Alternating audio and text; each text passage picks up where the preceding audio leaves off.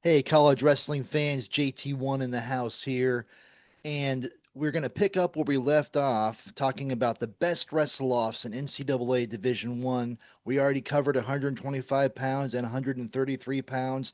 Now we're going to look at 141 and 149 pounds.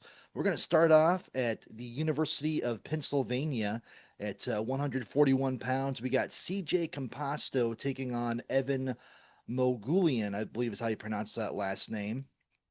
Now, some people might look at this and say, good wrestle off. These guys met last year in the Keystone Classic Finals, and Composto pinned Mugulian in 19 seconds.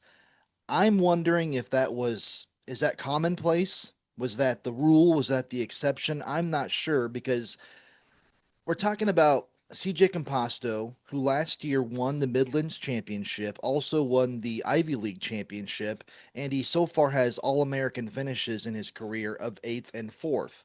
Evan Mogulian last year placed 7th at the Midlands and had a very impressive 5-1 win over multiple time All American Sam Latona of Virginia Tech. So I'm anxious to see if that 19-second fall in the finals of the Keystone Classic Finals was something that we can come to expect or if that was a fluke or what happened because I do think this is going to be a good wrestle off. So that's my first pick for a great wrestle off.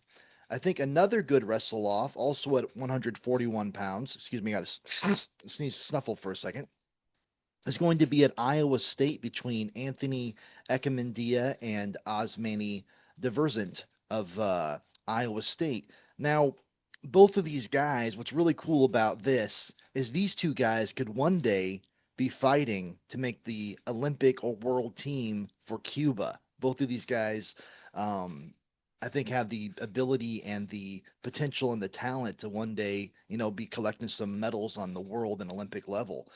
Thus far, Anthony Echemendia, however you pronounce that, he was injured last season, but we're talking about a guy that won the Big 12 conference title and also finished fifth in the D1 Nation.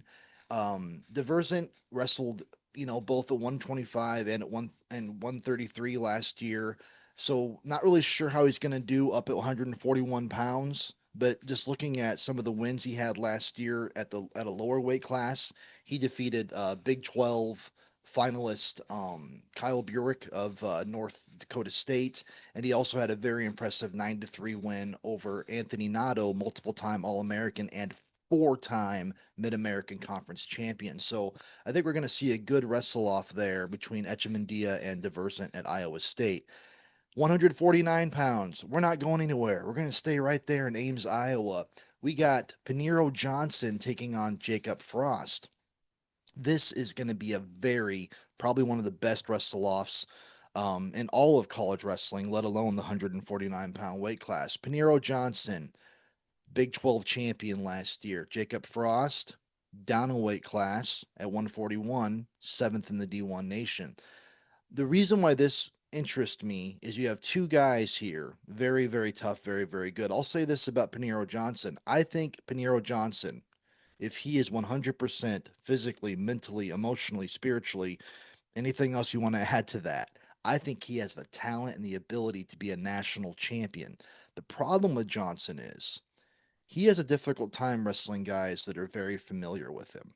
Guys that know his movements, guys that know his strategies. Those are the guys that give him trouble. And who's going to know him any better than somebody that's in the room with him every single day, like Jacob Frost?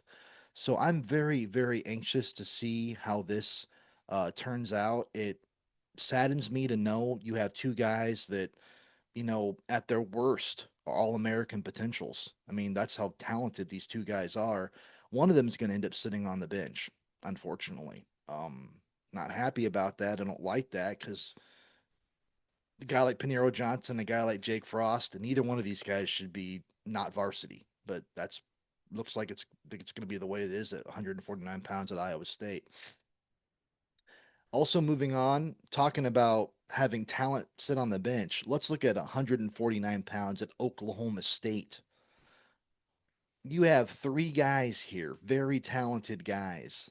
So it's not just two guys going at it, it's three guys. It's a triple threat. We got Tegan Jameson, who was round of 12 last year at 141 pounds. You got Casey Swiderski, a Iowa State transfer who back in 2024 took seventh place in the D1 Nation.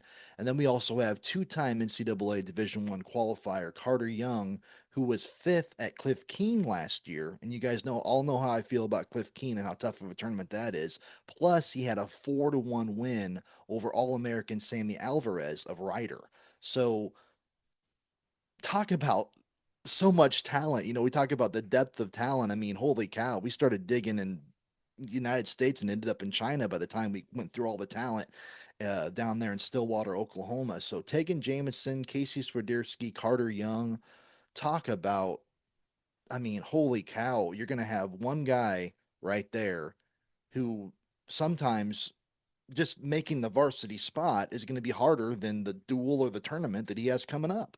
Holy cow. And last but not least, at 149 pounds, let's look at the University of Pittsburgh. We got Cade Brown taking on Finn Solomon. Finn Solomon last year finished just shy. I mean, with 33 qualifiers per weight class, I'd say Solomon probably finished somewhere between like 34th, 35th, 36th. I mean, he barely missed out on qualifying for nationals last year. He was an NCAA Division I qualifier in 2024. He took sixth place at the Midlands last year. Cade Brown took third at the Midlands. He was a red shirt last year. They were supposed to meet up in the consolation semifinals in Chicago, but Solomon actually medical forfeited to Brown there. So I'm anxious to see how that wrestle-off turns out too. Pittsburgh, one of those teams that is consistently getting better and better every year, and that's how you get better is by having that kind of depth in the room. So there you go, guys. That's JT1 Wrestle's picks for the best wrestle-offs NCAA Division I, 141 pounds and 149 pounds.